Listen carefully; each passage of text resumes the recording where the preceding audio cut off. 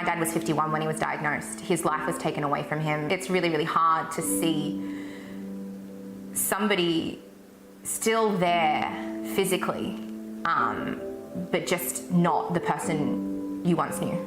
For the families of 30 million people worldwide facing an unwinnable battle with Alzheimer's, hope is hard to come by, but a new treatment is providing exactly that. It's being described as a momentous and historic breakthrough, a major trial of an experimental dementia drug. Right now, doctors can only manage the symptoms of Alzheimer's, the most common form of dementia. But an 18-month clinical trial of the drug lecanemab could transform treatment. It's not just this medicine. It's a whole way of treating Alzheimer's. That's what's revolutionary about it. Lecanemab is an antibody therapy that eliminates protein clumps which accumulate in the brain.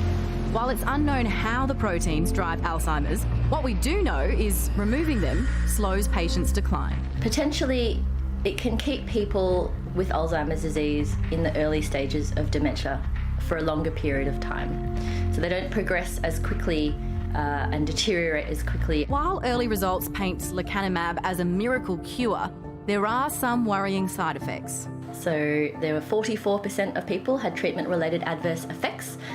These included things like headache, infusion reactions, and falling. And really importantly, there was a lot of brain swelling and bleeding. 21% of people experienced brain swelling or bleeding.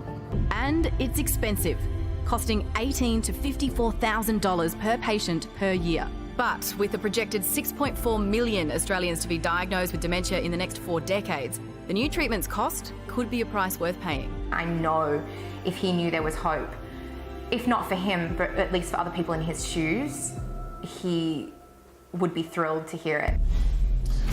Now, if you've watched this show over the years, you will have seen Prue and her dad Tim before. We've told a few stories about them. I've had the privilege of meeting them during this time. And I think what strikes me about this story and these, potential breakthroughs, if indeed they turn out to be as promising as they seem to be at the moment, is that this isn't the same way of dealing with Alzheimer's as other drugs, where they're essentially treating the symptoms. This is about slowing down the progress of it. So for someone that was 51 when diagnosed and has had to, I suppose, go through this in many ways at his prime, and someone that was really, wonderful, very happy family. Time. Yes. That's what it's you can understand why for an individual family or an individual human, this would be so promising. Yeah. Oh, absolutely. And I think there's no one living who hasn't encountered someone or has a loved one who's experienced this. It's very sad. I know my grandfather on my mum's side had a form of dementia, and a lot of family friends have had that as well. And it's devastating.